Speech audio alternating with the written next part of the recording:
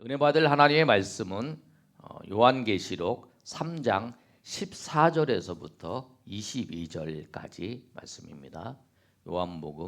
요한계시록 3장 14절에서부터 22절까지 말씀, 우리 한 절씩 우리 교독하도록 하겠습니다. 방송실 앞에 PPT 없나요? 네, 우리 요한계시록 3장 14절에서부터 22절까지 말씀 한 절씩 교독합니다. 라우디아 교회의 사자에게 편지하라. 아멘이시요 충성되고 참된 증인이시요 하나님의 창조의 근본이신 이가 이르시되 내가 나의 되기를 아노니 내가 차지도 아니하고 뜨겁지도 아니하도다. 내가 차든지 뜨겁든지 하기를 원하노라. 내가 이같이 미지근하여 뜨겁지도 아니하고 차지도 아니하니 내 입에서 너를 토하여 버리리라.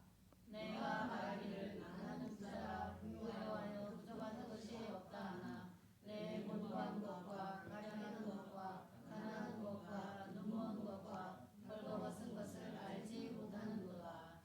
내가 너를 권하노니 내게서 불로 연단한 금을 사서 부유하게 하고 흰옷을 사서 입어 벌거벗은 수치를 보이지 않게 하고 안약을 사서 눈에 발라 보게 하라. 물은 내가 사랑하는 자를 책망하여 징계하노니 그러므로 내가 열심히 내라 하게 하라. 볼지어다 내가 문 밖에 서서 두드리노니 누구든지 내 음성을 듣고 문을 열면 내가 그에게로 들어가 그와 더불어 먹고 그는 나와 더불어 먹으리라. 이기는 그에게는 내가 내 보좌에 함께하게 하여 주기를 내가 이기고 아버지 보좌에 함께 앉은 것과 같이 하리라. 22절 다 같이 읽습니다. 귀 있는 자는 성령이 교회들에게 하시는 말씀을 들을지어다. 아멘. 우리 본문의 말씀은 우리가 4월 달 암송하는 암송 구절입니다. 우리 4월 암송 구절인데요. 오늘 본문의 말씀은 요한을 통해서 하나님께서 예수님께서 아시아의 7 교회들에게 편지한 그 내용이에요. 아시아의 7 교회, 그 중에서 오늘은 아시아의 7 교회에 편지한 내용 중에서 제일 마지막 7번째 교회 라오디게아 교회에 편지한 말씀입니다.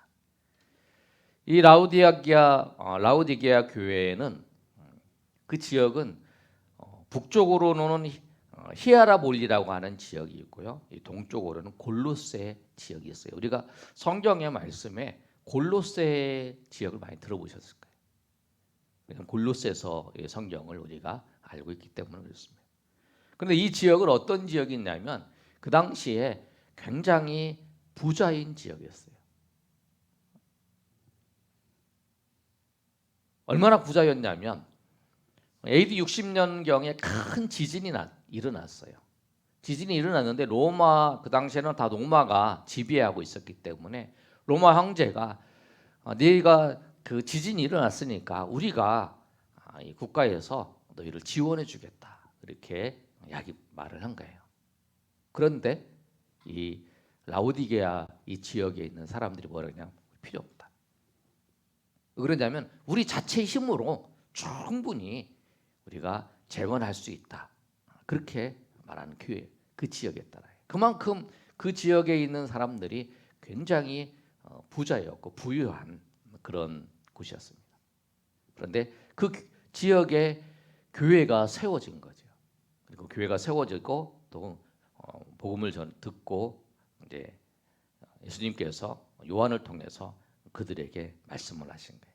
그래서 오늘 말씀을 보시면 예수님께서 7 교회에 말씀하실 때 책망도 하고 칭찬도 하고 그런 경우가 있는데 오늘 이 라우디게아 교회에게는 책망만 하는 이야기만 합니다.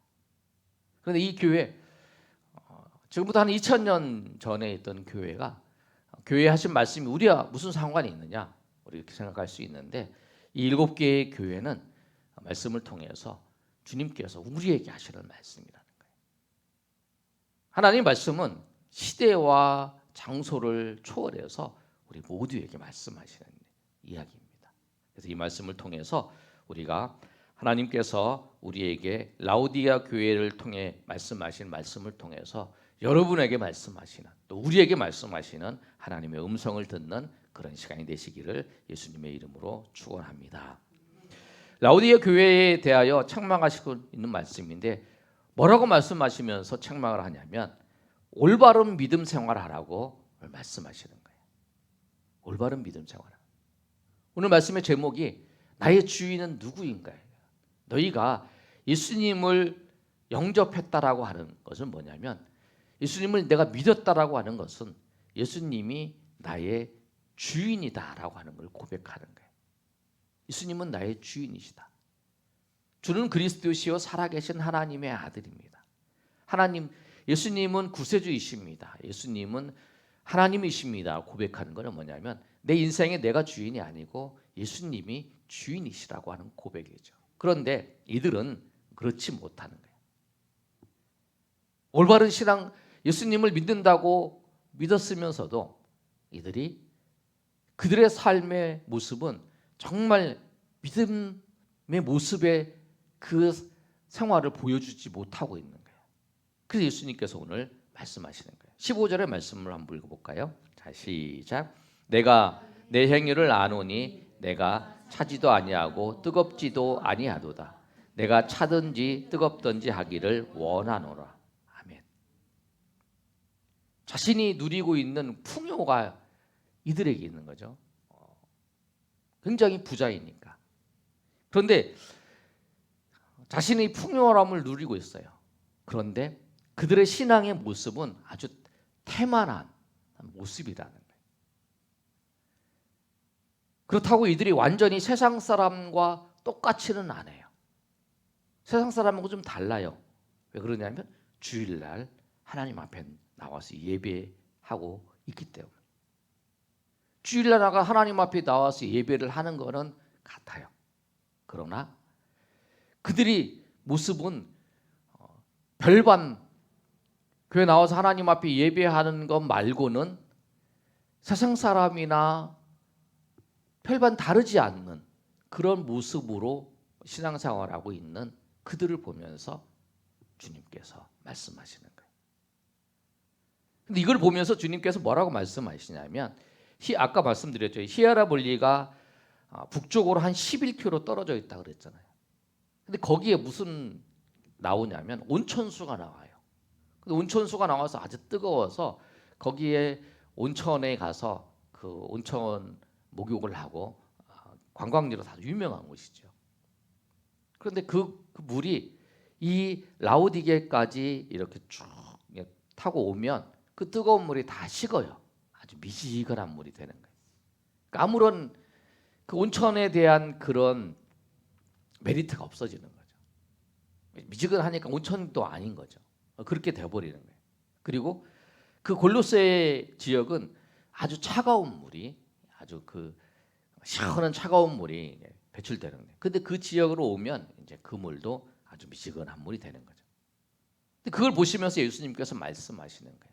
온천수가 너희 오지 않느냐? 온천수가 끌어오는데 끌어오면 아주 미지근해서 아무 쓸모 없는 것처럼 너희 신앙이 뜨겁든지 차갑든지 그렇게 확실히 하라는 거예요.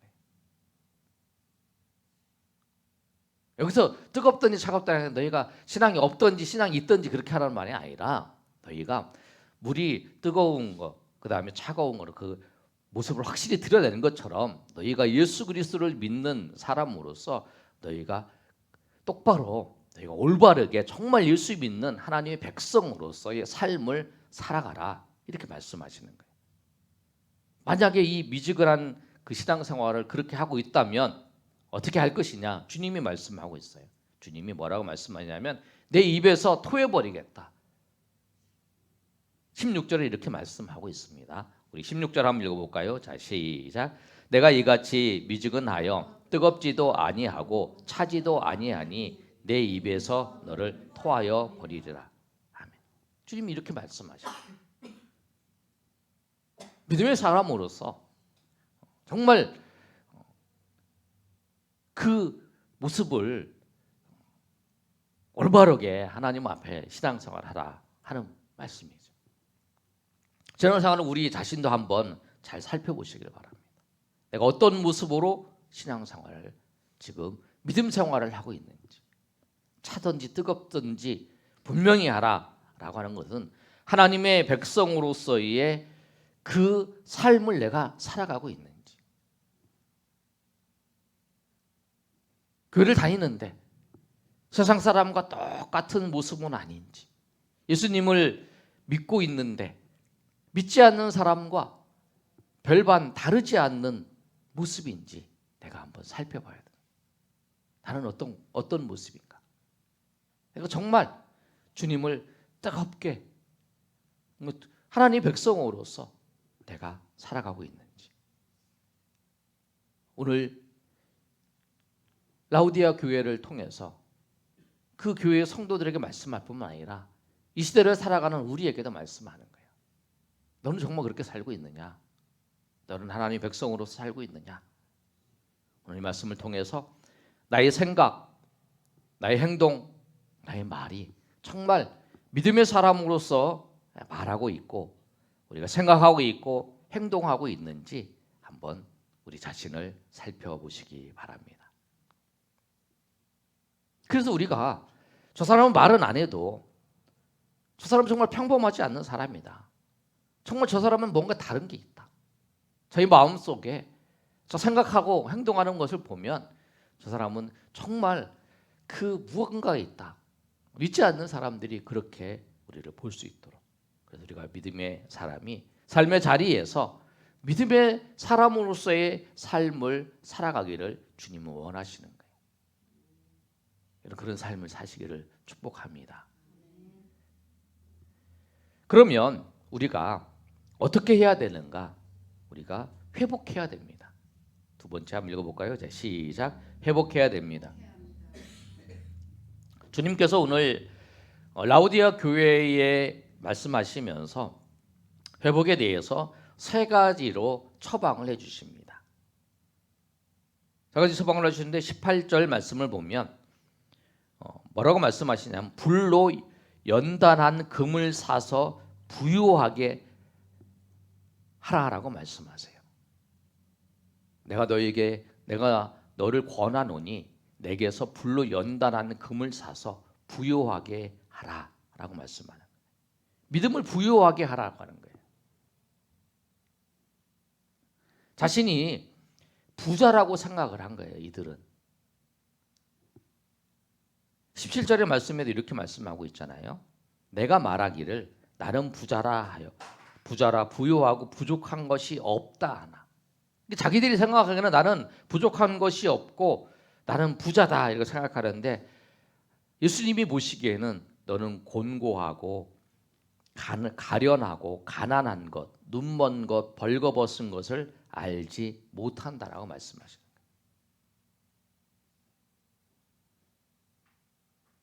그래서 주님이 뭐냐면 그 믿음을 부유하기 위해서 불로 연단한 금을 사라는 것은 뭐냐면 우리가 믿음 생활하면서 믿음이 더 부유해지기 위해서는 우리가 금을 사는 것처럼 우리가 대가를 치러야 된다는 거예요. 믿음의 길로 걸어가는 게 포기해야 되는 것들이 있어요. 각자 삶의 자리에서 내가 더 믿음의 길로 걸어가기 위해서 포기해야 될 것은 사람들마다 달라요. 나에게 있어서 또 여러분에게 있어서 달라요. 근데 그 믿음의 길로 걸어가기 위해서 포기해야 될 것들을 포기하면서 그 믿음을 사는 거죠. 주님은 그렇게 표현하는 거예요. 이들이 왜냐하면 그 장사하고 이런 거에 익숙하기 때문에 그렇게 말씀하시는 거예요. 포기해야 돼. 내가 그냥 세상 사람과 똑같이 말하고 똑같이 행동하고 하고 있다면 믿음이 더 부유해지지 않는다는 거예요. 믿음의 길로 걸어가기 위해서 내가 포기해야 될 것들 있다면 내가 그걸 포기하는 것을 통해서 내 믿음이 더 부유해져. 그래서 예수님께서 불로 연단한 금을 사서 부유하게 되라라고 말씀을 하는 거예요. 왜? 너는 지금 부유한 것 같지만 실상을 보기에는 부유하지 않다라는 거예요. 오히려 가난하고 오히려 곤고하고 오히려 가련하고 그런 모습이라. 또 두 번째로 예수님께서 뭐라고 말씀하냐면 18절 하반절에 수치를 가려라라고 말씀합니다. 흰 옷을 사서 입어 벌거벗은 수치를 보이지 않게 하라. 다 입은 것 같지만 너희 모습은 수치가 있더라는 거예요. 그래서 우리가 여러분 우리가 하나님 앞에 딱 설 때마다 느끼는 거 있잖아요. 내가 주님 앞에 부끄러운 모습들, 내 자신이 하나님 앞에 설 때마다 연약한 것들, 우리 그렇잖아요. 그게 우리의 수치라는 거예요. 우리 영적인 수치죠. 우리의 말이 될 수도 있고, 우리 행동이 될 수도 있고, 또 우리의 생각이 될 수가 있어요. 그 수치를 가리라는 거예요. 흰 옷을 사서 입어서 영적인 수치는 오직 예수 그리스도의 그 은혜로 많이 우리의 수치를 주님께서 갈아주는 거예요. 덮어주시는 거예요. 그 주님의 은혜에 나아가라는 거죠. 그리스도의 은혜로만이 우리의 죄를 덮어주시고 우리의 허물을 덮어주시는 거예요. 그래서 그 흰 옷을 사서 그 예수 그리스도의 그 은혜를 통해서 너희 벌거벗은 수치들을 가리고 또 그 수치에서 이제 회복되어서 나아가라고 말씀하는 거예요. 그리고 18절 하반절에 또 하나 영적인 눈을 떠라라고 말씀하는 거예요. 안약을 사서 눈에 발라 보게 하라는 거예요. 근데 너희 눈이 하나님의 은혜가 무엇인지 모른다는 거예요. 하나님의 은혜가 무엇인지를 알면 거기에 머물러 있지 않고 하나님의 은혜를 따라서 부요함을 따라서 살게 된다는 거죠. 그 너희를 분명히 우리를 말씀하시고 예수님께서 진단하시고 회복시키시고 말씀하는 거예요. 여러분 우리가 한번 생각을 해봅시다. 내 몸이 갑자기 무겁고 힘이 없다면 그 증상이 무엇인지를 살펴봐야 돼요. 우리 인생을 살면서 병이 없는 사람은 없지요. 병은 다 있어요. 아니 한 번씩 다 병을 겪어봤어요. 뭐 감기를 걸렸든지 우리 코로나를 지나면서 대부분 다 코로나 한 번씩은 걸려본 경험이 있잖아요. 근데 병은 아픈 게 중요한 게 아니라 이 병이 무엇인지를 진단하는 것이 굉장히 중요하죠. 그리고 진단이 되면 그 다음부터 병을 치료를 하는 거잖아요. 병을 진단하고 치료하는 거죠. 정확한 진단이 중요하다는 거예요. 오늘 말씀은 예수님께서 라오디게아 교회의 성도들에게 분명하게 진단을 해주시는 거예요. 그리고 그들의 그 치유하는 그 치료 방법을 제시해 주시는 거죠. 그리고 그 방법에 따라서 치유를 받으면 회복되는 거죠. 우리가 날마다 하나님 앞에 말씀 앞에 섭니다. 그 이유는 뭐냐면 나의 영적인 모습을 주님 앞에 말씀을 통해서 하나님 앞에 서는 거예요. 그럴 때에 주님께서 그 은혜의 빛으로 우리의 상황을 비춰주시는 거예요. 그리고 그것을 진단해 주시는 거예요. 그러니까 우리가 알잖아요. 우리가 하나님 앞에 기도하면서 하나님 앞에 나아갈 때에 주님께서 네가 어떤 모습이냐, 어떤 모습이다라고 하는 것을 오늘 라오디게아 교회의 성도들에게 말씀해 주시는 것처럼 우리에게 깨닫게 해주신다는 거예요. 그리고 그 말씀을 따라서 나아갈 때에 우리가 회복되는 은혜를 우리가 누릴 수 있다는 거예요. 오늘 말씀을 듣는 우리에게도 정말 우리의 믿음의 모습을 주님께서 비춰주셔서 여러분 깨닫게 되기를 예수님의 이름으로 축원합니다. 그래서 그 깨달음을 통해서 주님께서 치유하는 그 길을 인도해 주셨을 때에 그 길을 각자의 그 인도하심을 따라서 걸어가시는 저 여러분이 되시길 소망합니다. 각자가 틀릴 수 있어요. 어떤 사람은 이것 때문에 이 병이 있을 수도 있고 어떤 사람은 이 병이 있을 수도 있고 어떤 사람은 더 깊은 병이 있을 수도 있고 그런데 그럴 때마다 주님의 큰 은혜가 임함을 통해서 주님이 회복시키시고 인도하시는 하나님의 은혜가 있기를 소망합니다. 오늘 우리가 읽었던 본문의 말씀에 우리가 잘 아는 그 암송 구절이 오늘 3장 20절 말씀이에요. 주님은 우리를 어떻게 인도하시는가? 주님은 문 밖에 서서 두드리고 계십니다. 오늘 이 말씀은 믿는 사람에게 하신 말씀이에요. 안 믿는 사람에게 예수님께서 문 밖에 서서 두드리는 게 아니라 믿고 있는 교회, 라오디게아 교회의 성도들을 향해서 주님께서 문 밖에 서서 두드리는 거예요. 주님은 우리를 향해서 항상 문 밖에서 두드리고 계시다는 거예요. 왜 주님께서 문 밖에 서서 두드리고 계실까요?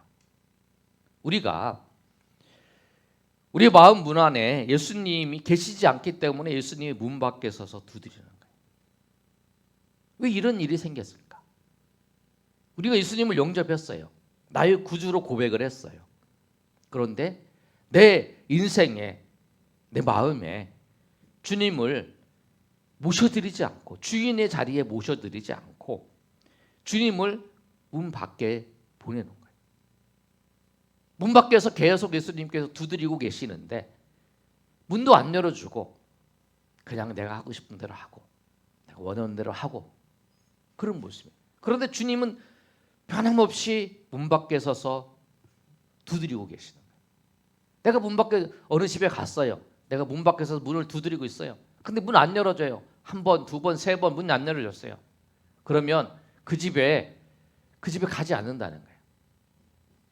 그 집에 가지 않아요. 다시 그 집에 안 가요. 그런데 주님은 변함없이 문 밖에 서서 우리의 문을, 우리 마음의 문을 두드리고 계신다는 거예요. 영접하지 않은 사람들 같이 주님께서 계시는데 문 밖에 서서 내가 하고 원하는 대로, 내가 하고 싶은 대로, 내가 좋은 대로 행하고 있는 그런 우리의 모습을 보면서 주님이 문 밖에 서서 두드리고 계신다는 거예요. 그림 한번 보여주실까요? 원래는 저 모습이어야 되는데 예수님이 그 나의 마음의 보좌에 앉으셔서 나는 그 말씀을 예수님이 말씀하시는 대로 따라서 행해야 되는데 그 자리가 바뀐 거예요. 예수님이 내가 그 자리에 앉아 있고 예수님은 원 밖에 있는 그 모습이라는 거예요. 그게 우리의 모습. 주님은 영접했지만 내 삶의 모든 것의 결정과 내 삶의 모든 것의 그 판단은 내가 좋은 대로, 나의 생각대로, 내가 원하는 대로 하고 있는 그 모습. 그게 오늘 라오디게아 교회의 성도들의 모습이라는 거예요. 근데 그 모습을 보면서 주님이 문을 두드리고 계십니다. 그리고 주님께서 문을 두드리시면서 말씀을 하시는 거예요. 그리고 내가 너 문을 열어라. 회개하고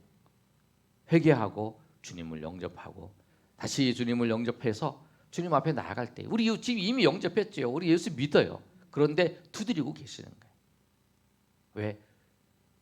주님께서. 그리고 우리가 주님을 영접했지만 주님을 그 주인의 자리, 그 왕자의 자리에 앉혀 있지 않기 때문에 우리의 삶이 라오디게아 교회처럼 영적으로 부유하지 않고 가난하고 가련하고 그런 모습으로 살아가고 있다는 거예요. 여러분 우리의 삶을 한번 살펴보시길 바랍니다.